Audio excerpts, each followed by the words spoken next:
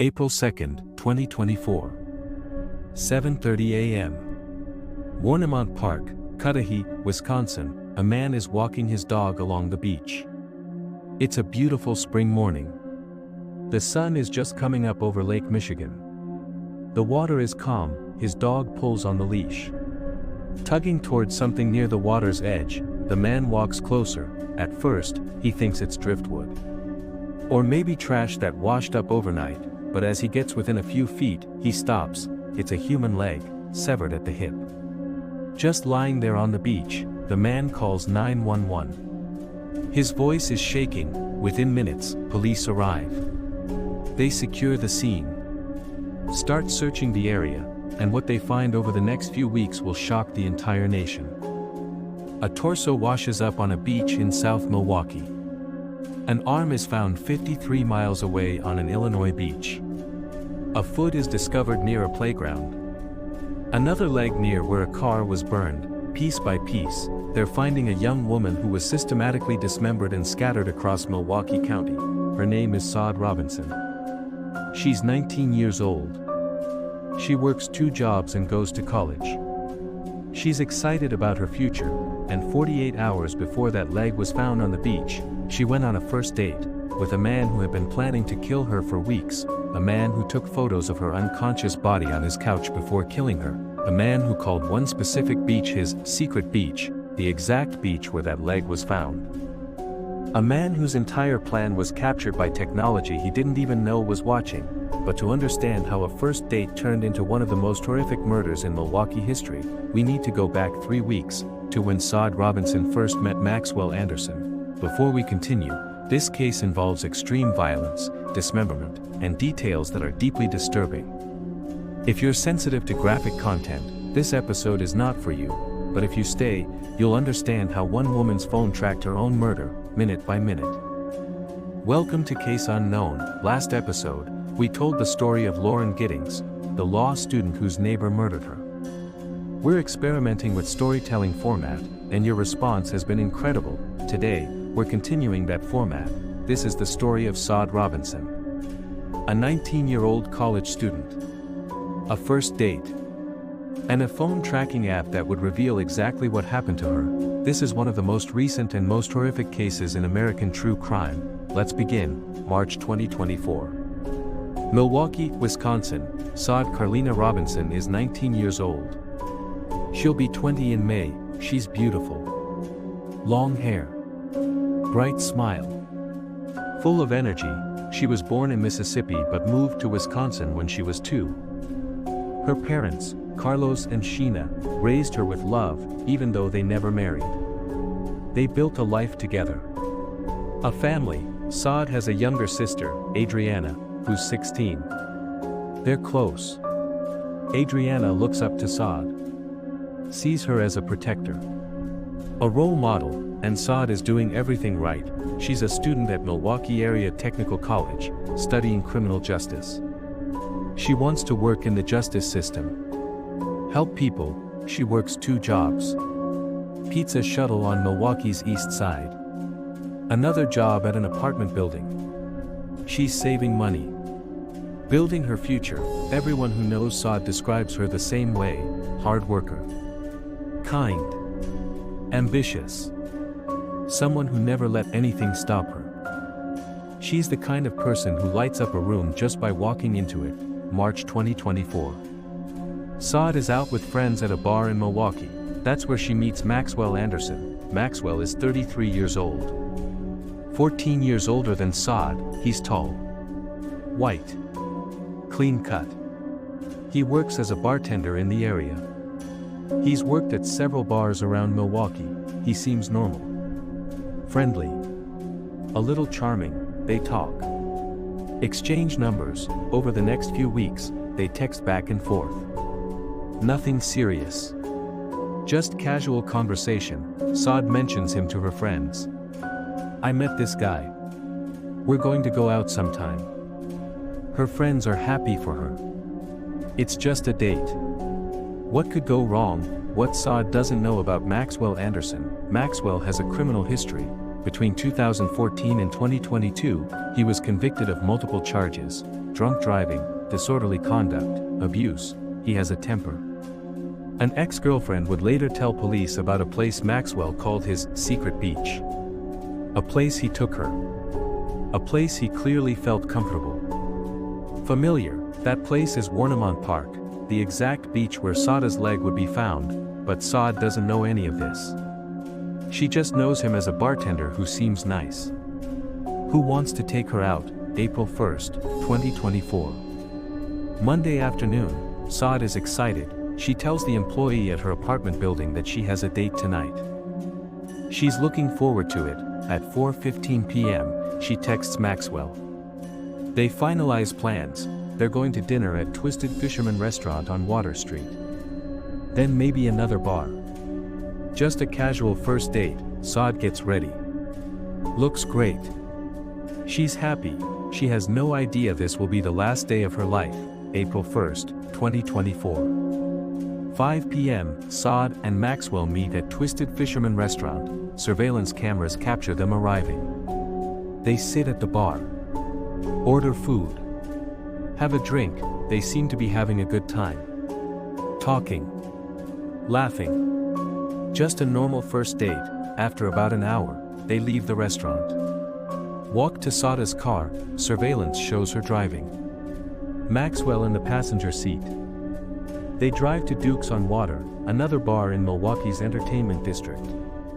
Maxwell used to work there. He knows the staff. 7 p.m. to 9:30 p.m. Duke's on Water. They spend several hours at this bar, and this is where things start to shift. Surveillance footage, played during the trial, shows Maxwell drinking heavily. He orders shot after shot. Multiple drinks. He's pounding them back. Sade, on the other hand, barely drinks. She has one drink. Maybe two. She's seen on camera refusing shots. Guarding her drink. Maxwell is getting drunk. Sloppy. But Sade seems okay. Still in control. Around 9:30 p.m., they leave the bar. Surveillance shows them walking to Sade's car. She's still moving normally. Walking on her own, they drive to Maxwell's house. 3100 block of South 39th Street in Milwaukee. They arrive around 10 p.m., and this is where Sade's night takes a horrifying turn, inside Maxwell's house. April 1st, 2024. Around 11 p.m., what happens inside that house is something we know because of Maxwell's phone. Police would later find photos on his phone. Photos that were time-stamped. Photos that showed exactly what he did. The photos show Sade lying face down on Maxwell's couch. She's unconscious. Or at least, deeply incapacitated. Her shirt is pulled up. Her breast is exposed, and Maxwell is groping her. The prosecutor would later describe these photos in court. Her breast exposed, and he is grabbing her, the breast that would later be cut off her body. Sade is not moving. Not resisting. She can't. Maxwell is taking advantage of her. Documenting it. Taking photos like trophies. But he's not done. He has bigger plans. What Sade doesn't know, and what police would discover later. Weeks before this date, Maxwell told someone about his plan. An informant, someone who knew Maxwell, would later come forward and tell police something chilling. On March 5th, 2024, nearly a month before Sade's murder, Maxwell invited this person to his house. He took them to the basement. On the floor were 3 saws.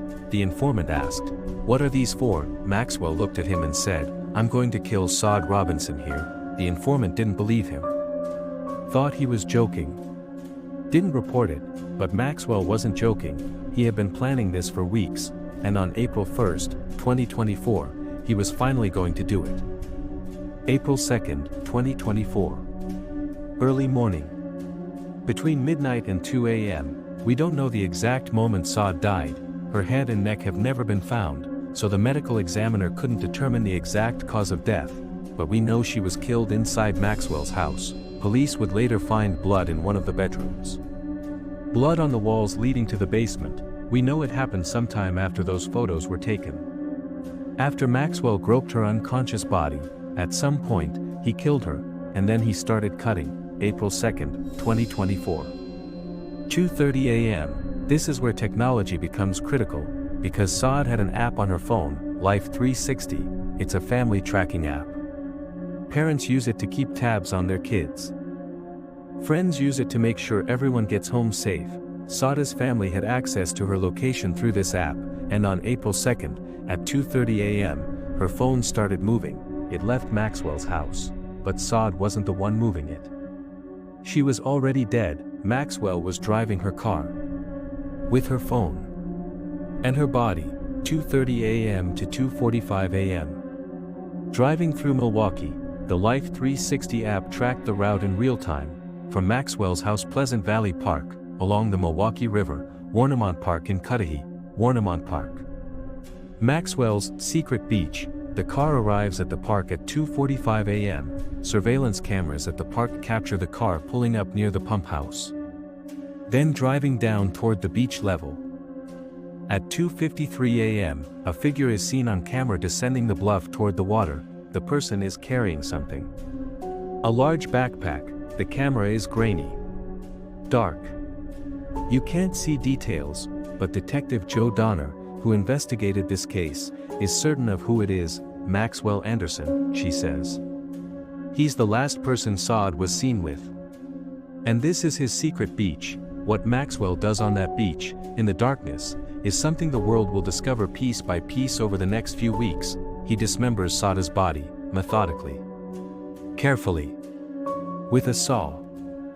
He wraps the pieces, puts them in bags, and he starts disposing of them. One leg, he leaves right there on the beach, hidden in the brush. Maybe he thought the water would take it. Maybe he was interrupted. We don't know, but he leaves it there. Then he loads the rest of the body parts into Sade's car and drives. 4:31 a.m. The car leaves Warnimont Park. Surveillance shows it driving away. Minutes later, at 4:38 a.m., Sade's phone battery dies. Her last known location, Warnimont Park. Maxwell drives to another location, 1800 block of North 29th Street. There, in the early morning darkness, he sets Sade's car on fire. A witness sees him. A man in a gray hoodie and tan backpack exits the car, tosses a lighter into it, and walks away. The car explodes into flames. Surveillance from a Milwaukee County Transit System bus captures Maxwell, matching that exact description, getting on the bus near the burned car and riding back toward his home. He thinks he's covered his tracks. He has no idea that Sade's phone already told police exactly where he went. April 2nd, 2024. Morning, Sade doesn't show up for her shift at Pizza Shuttle. Her friends call, text. No response. This isn't like Sade. She's reliable. She always shows up. One of her friends calls the police. Reports her missing. Around the same time, police are responding to a car fire on North 29th Street. They find a burned-out 2020 Honda Civic. Registration, Sade Robinson, and they're also responding to another call, Warnimont Park. A man walking his dog found a human leg. When Detective Joe Donner arrives at the scene, she sees it immediately, a severed leg. Female. Laying on the beach near the water, Donner looks at the leg. Then looks out at the lake. I have a leg, she thinks. Where's the rest of her? April 2nd to April 4th. The search, police pull Sade's phone records. They see the Life 360 data. They see her phone leaving Maxwell's house at 2:30 a.m. Driving to Warnimont Park. Battery dying at 2:53 a.m. They see Maxwell's gray hoodie on the bus surveillance. They see the burned car. They put it together. On April 4th, police pull Maxwell over in his car. Just blocks from his home, they find the gray hoodie in his car. The same one from the surveillance video. They arrest him. The search warrant. April 4th, 2024, police execute a search warrant on Maxwell's house. What they find is horrifying. Blood in one of the bedrooms. Blood on the walls leading to the basement. Several gasoline containers. A knife in the kitchen sink. An axe hanging on the living room wall. Women's clothing hidden under a bench in the basement. And in the basement, exactly where the informant said they would be, saws, the tools Maxwell used to dismember Sade's body, the body parts. April to June 2024, over the next 2 months, Sade's remains are found piece by piece. April 2nd, left leg found at Warnimont Park, April 4th, right foot found near North 31st and West Galena Streets, near the burned car. Weeks later, torso washes up on a beach in South Milwaukee, May. Right arm found on a beach in Illinois, 53 miles away, June 19th. Medical examiner receives final body parts, but Sade's head is never found. To this day, her family doesn't have her whole body to bury. May 27, 2025. Maxwell Anderson's trial begins. More than a year after Sade's murder, Maxwell finally faces a jury. He's charged with first-degree intentional homicide, mutilating a corpse, hiding a corpse, arson. He pleads not guilty to all charges. His defense attorney argues, there's nothing in the evidence that suggests Maxwell intended to kill Sade. This was not premeditated, but the prosecution has a mountain of evidence. The evidence presented: 1. The Life 360 data shows Sade's phone leaving Maxwell's house at 2:30 a.m., driving to Warnimont Park, battery dying at 2:53 a.m., Sade was already dead. Maxwell was driving. 2. The surveillance footage shows Maxwell drinking heavily at the bar, shows the car at Warnimont Park, shows a figure with a backpack descending to the beach, shows Maxwell walking away from the burned car. 3. The photos on Maxwell's phone, Sade unconscious on his couch, her breast exposed, Maxwell groping her, time-stamped, just hours before her death. 4. The car seat position, when Sade's burned car was found, the driver's seat was pushed all the way back. Sade is 5 feet 3 inches. A detective tested, she can't reach the pedals in that position. Maxwell is 6 feet 1 inch. He fits perfectly. He drove her car after killing her. 5. The informant testimony, March 5th, Maxwell showed him the basement, 3 saws on the floor. Maxwell said, I'm going to kill Sade Robinson here. He planned it weeks in advance. 6. The secret beach connection. Maxwell's ex-girlfriend told police he called Warnimont Park his secret beach. That's exactly where Sade's leg was found. He was familiar with that location. Comfortable there. 7. The text message. After Sade's death, Maxwell sent a text from her phone to himself, trying to create an alibi, trying to make it look like she was still alive. The medical examiner testimony. June 3, 2025, Dr. Lauren Decker testified about Sade's remains. She received body parts from April 3 to June 19, 2024. She called the circumstances very unusual. During her testimony, Maxwell cried, looked at the photos, appeared emotional. Sade's family was also emotional. Her father and grandmother couldn't look. Her mother did not look away. Dr. Decker testified, the dismemberment occurred post-mortem. Sade was already dead, most likely done with a knife. Broken bones indicated the violence of the dismemberment. Because there was minimal blood, she concluded Sade's heart had already stopped when she was cut up. Dr. Decker concluded, there's no definitive way to know how Sade died because her head and neck have never been found. But the manner of death is ruled a homicide. June 6, 2025. Verdict. The jury deliberated for less than 1 hour. They found Maxwell Anderson guilty on all charges: first-degree intentional homicide, mutilating a corpse, hiding a corpse, arson. Guilty. Guilty. Guilty. Guilty. August 1, 2025. Sentencing day. Sade's family finally gets to speak. Sheena Scarborough, Sade's mother, there's no such thing as justice with what you did to my daughter and what you have done to my family. You plotted and planned to kill, dismember. Then you disrespectfully spread my daughter across Milwaukee like a piece of trash. She looks directly at Maxwell. My daughter referred to you as a man. You will never be a fucking man. You're a pussy-ass bitch. Judge, I'm asking this demon be respectfully returned back to hell as soon as possible. Carlos Robinson, Sade's father, you deserve what you get. He deserves the punishment that he gave to my daughter. His voice breaks. Everything that he did should be done to him. That's how I feel. No man should be able to live after what he did. I can't get past this. I can't. Carlos looks at the judge. His pain is visible. Unbearable. To know that there's a chance I might not even have her completely to be able to put her at peace brings me night terrors and constant mental chaos. Adriana Reams, Sade's 16-year-old sister. Adriana is 16 years old. She accepted Sade's posthumous degree at her graduation in May 2024. Wore a pink cap and gown. Held her sister's diploma. Now she stands in court and addresses Maxwell directly. What he did was much more than just murder or dismember her. He erased her independence. Her ability to fight for herself. He tried to erase her existence and her value. She describes what the last year has been like. I had to communicate with law enforcement, take care of my family, physically pick my mother up off of the ground, on top of trying to deal with my own loss. Because he left them all too weak and broken to do anything, she looks at Maxwell. I cannot meet any person without the fear that they're going to harm or kill me. Because all my sister did was meet someone.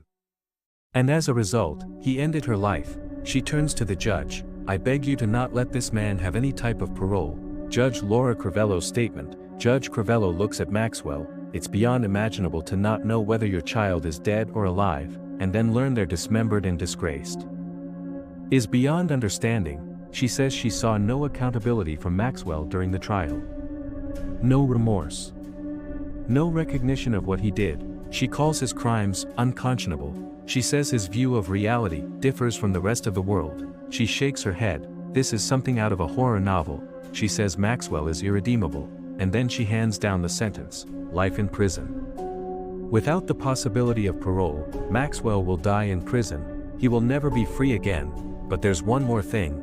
Judge Crivello also asks the question everyone wants answered. Where is her head? Carlos and Sheena want to bury their daughter. All of her. They want to give her a proper funeral. A proper resting place, but they can't. Because Maxwell won't tell them where he put Sade's head. To this day, he won't say, and Sade's family is left with the unbearable reality that part of their daughter is still out there somewhere. Alone. Unfound. Sade Robinson was 19 years old. She worked 2 jobs. She was studying criminal justice. She wanted to help people. She had her whole life ahead of her. On April 1, 2024, she went on a first date. She was excited. Told her coworker about it. Got dressed up. Looked beautiful. She had no idea the man she was meeting had been planning to kill her for weeks. She had no idea he would take photos of her unconscious body before murdering her. She had no idea he would dismember her and scatter her across Milwaukee County like trash. Maxwell Anderson is now in prison for life. He will never hurt anyone again, but Sade's family will never have their daughter back. They'll never have her whole body to bury. They'll never get answers to the questions that haunt them. And 48 hours after that first date, a man walking his dog found Sade's leg on a beach Maxwell called his secret beach, the place where he felt comfortable. Safe. Familiar, the place where he destroyed a young woman who trusted him. Sade Robinson deserved so much more than 19 years, she deserved a long life. A career helping people. A family. Happiness. She deserved to come home from that first date, but Maxwell Anderson made sure she never would. Sade's mother, Sheena Scarborough, has launched initiatives in Sade's honor to help crime victims. She partnered with a Wisconsin state representative to create a task force examining violence against black women and girls. A mural of Sade now sits outside Pizza Shuttle, the restaurant where she worked. The Milwaukee community memorialized her. Loved her. Mourned her. This is case unknown. Sometimes, evil doesn't hide in the shadows. Sometimes, it smiles at you across a bar. Buys you a drink. Seems normal. Charming, and you never see it coming.